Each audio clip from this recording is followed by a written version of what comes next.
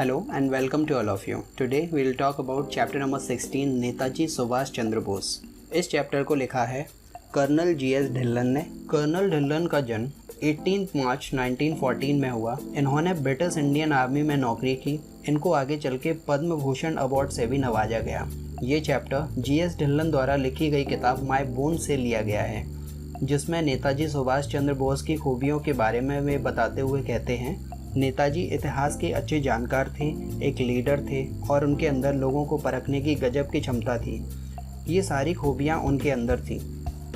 Doctor गिरजा शंकर मुखर्जी अपनी किताब builders of modern India Subhash Chandra Bose में पेज नंबर 104 में कहते हैं, सुभाष चंद्र बोस को आने वाली कई जनरेशन तक याद रखा जाएगा। वे अपने देश की आज़ादी का हल ढूंढने के लिए देश विदेश तक गए।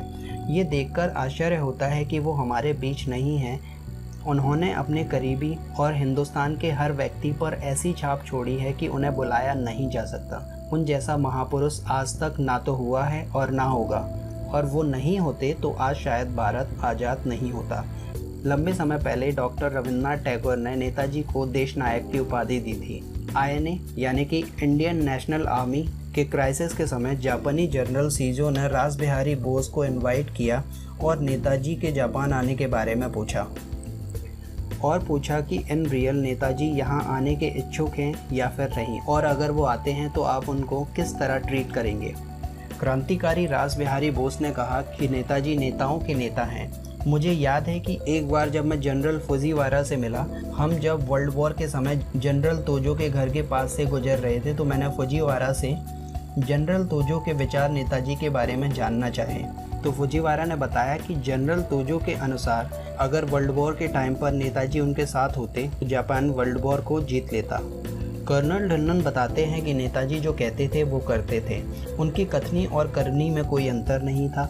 नेताजी बहुत ही हेल्पफुल व्यक्ति थे। नेताजी सोल्जर्स के सम्मान, उनका कल्याण और सुविधा की परवाह करते थे, जैसे अपने ही एक सिपाही के लिए जूते भेजना, अपने स्टाफ के लोगों के हाथ धुलाना और हाथ पोंछने के लिए अपना टॉवल देना, अपने लोगों की परेशानी में उनकी सहायता करना। इन्हीं फीलिंग्स की वजह से वो एक एक्स्ट्रा ऑर्डिनरी लीडर थे। उनके लिए लोग मर मिटने को अपना सम्मान मानते थे और इसी रिलेशनशिप की वजह से लड़ाई में सबका हौसला बुलंद रहता था। इतिहास में बड़ी लड़ाइयाँ लड़ी गई और उन सभी लड़ाइयों की नेताजी को अच्छी खासी नॉलेज थी। इसके बारे में उन्होंने काफ़ी कुछ पढ़ा था और इन सब समस्याओं से निपटने के लिए उन्होंने काफ़ी काम किया था। जब वो किसी आदमी से मिलने जाते थे तो उसके बारे में पहले ही पूरी जानकारी जुटा लेते थे, जिससे वो लोगों के ऊपर गहरा इम्प्रेशन डाल सकें। उनके अंदर लोगों को पहचानने की गजब की प्रतिभा थी। वो किसी भी इंसान को फर्श से उठाकर अर्श पर पहुंचा देते थे। जब तारीफ़ की ज़रूरत होती थी तो वो तारीफ़ करते थे, जिससे हम अच्छा काम कर पाते थे। वो बहुत दयालु थे। गलती होने पर भी सज़ा देने के वजह वो एडवाइस देते थे और गलती को सुधारने के तरीके भी बताते थे। उनके अंदर घटनाओं को पहले से अनुमान लगाने का गजब का टैलेंट था और उनकी प्रेडिक्शन बहुत एक्यूरेट होती थी। एक बार रंगून से 500 किलोमीटर दूर मुझे उन्होंने एक लेटर लिखकर बताया कि मैं जिस दिशा में दुश्मन से लड़ने की तैयारी कर रहा हूँ, मुझे दूसरी डायरेक्शंस में दुश्मन के हमले की तैयारी करनी चाहिए। उन्होंने मुझे 6 फिगर्ड मैप भेजा और जब मुझे उनका नोट मिला तो हम दुश्मन को उन्हीं की बताई गई डायरेक्शंस में फेस कर रहे थे। जब नेताजी ने मुझे नेहरू ब्रिगेड की कमान सौंपी थी तो नेताजी ने बताया था कि दुश्मन 60 से 70 दिन में तुम पर हमला करेगा। तब भी नेताजी का अंदाज़ा सही था और हम पर उससे पहले ही हमला हुआ। एक और एग्जाम्पल, जब नेताजी ने इंडियन नेशनल कांग्रेस को लेटर लिखा कि वो ब्रिटिश गवर्नमेंट को वार्न कर दें कि 6 महीने के अंदर अंदर ब्रिटिश गवर्नमेंट ने आज़ादी की तैयारी नहीं की तो उसे बहुत बड़े स्ट्रगल के लिए तैयार रहना चाहिए। पॉलिटिकल लीडर्स को नेताजी की चेतावनी बेकार लगी और उन्होंने उसे इग्नोर कर दिया, लेकिन नेताजी की कही हुई बात सच हुई। 6 महीने में ही आज़ादी की लड़ाई शुरू हो गई।